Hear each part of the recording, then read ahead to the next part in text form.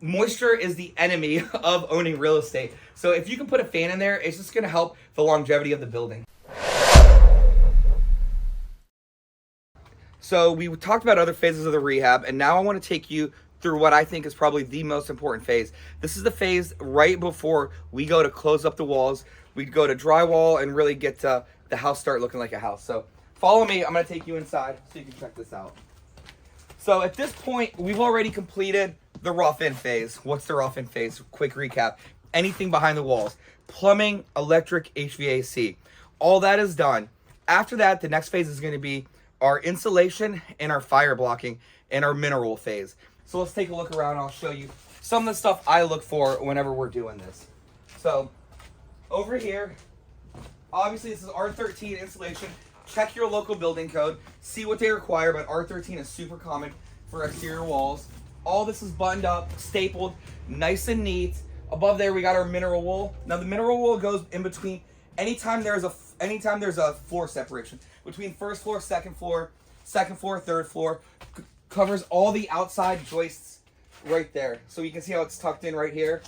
Boom, boom. Anywhere there's a gap. This is the mineral wool right here. Boom. Fire and sound. Guard Plus. Owens Corning. Again, I'm following Cincinnati building code, so yours might be a little bit different. So if you're unsure, always ask the building department what kind of products, what rating, what grade they need products to be when it comes to this phase. Next thing is fire foam. Fire foaming is extremely important and is a mandatory thing you have to do. Fire foaming goes and fills in any gaps. Again, you can use fire foam, actually somewhere here. Fire foam, fire caulking. Check and see what your city requires, because some people don't like the foam, because apparently when the foam catches on fire, it lets off a gas that's deadly, and that's not safe. Cincinnati still requires it. It's a lot cheaper than the caulkings and quicker, so we run with this as long as we're allowed to. But anytime there's a penetration between a piece of wire or plumbing or anything between the first floor and second floor and the basement, so here you can see this is where our island's going to go. Just got to fire foam that right there. And there's going to be other spots along the perimeter that we got to fire foam. So yeah, and we can see up here, check this out, between first and second floor, boom, boom. So all that's done.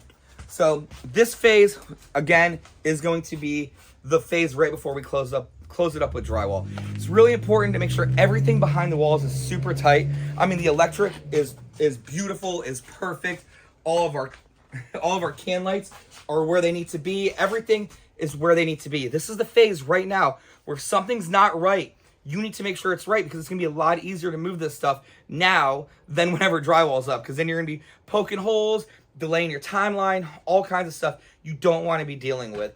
So everything looks really good on the first floor. Let's go up and look at the second floor and see what we can see. Cool. So here we are. We're upstairs, second floor of the house we were just at. So let's look around and check out what we got going up here. Again, insulation, R13 around the whole outside. We got our rough-in, little sneak peek. I know we already did this in another video, but copper stub outs, really clean, really nice. We got our foam right here. Shower pan is set. We got our shower valve. And the top up here. Right now we got to board this up. Obviously, it's still open to the elements. We got to close that up because we reconfigured the space, which is something that happens, obviously, when you're doing these houses. Highest and best, maximum, we want to add value. Decided to add value by putting a master suite in here, which is really desirable. Nobody wants to fight over bathrooms. In here is the old bathroom. It's a crappy window. We are going to eliminate that window, get rid of it, and put siding right there. And then up there, so anytime you have a full bath, it's really important to have ventilation. It's actually required by code. So how do you have ventilation? Well, you either have a window that opens with tempered glass, or you get an exhaust fan. So since we're eliminating the window, we're gonna throw the exhaust fan up. Honestly, we always put exhaust fans, even if we do have a window in the bathroom. They're inexpensive, and it's your building, it's your unit. Moisture is the enemy of owning real estate. So if you can put a fan in there, it's just gonna help the longevity of the building. So keep that in mind. It doesn't cost a ton extra. You can get a nice one that doesn't have a ton of volume. I think it's like an 80 CFM. They're like $80. Then you get the kit to vent them out. That's $15. Probably an extra hour in labor. Not super difficult at all or expensive to do. So Plumbing rough in. Look at this. I mean, everything's nice and clean through the walls, right where it's supposed to be. Pexed up, really, really tight. All the electric up here is super tight.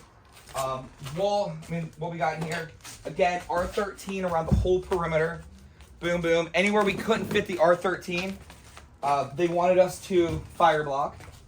So right here, you can see there's a ton of fire foam. It looks like we probably missed a spot right here that we might have needed insulation. Or, I mean, it passed, so maybe they were okay with it. I'll probably come back and just have everybody take a piece of, you know, we'll just take something like this, cut it up, and whatever, just shove it in before the drywall. It's just not going to take much. It's not expensive. We have the material on hand.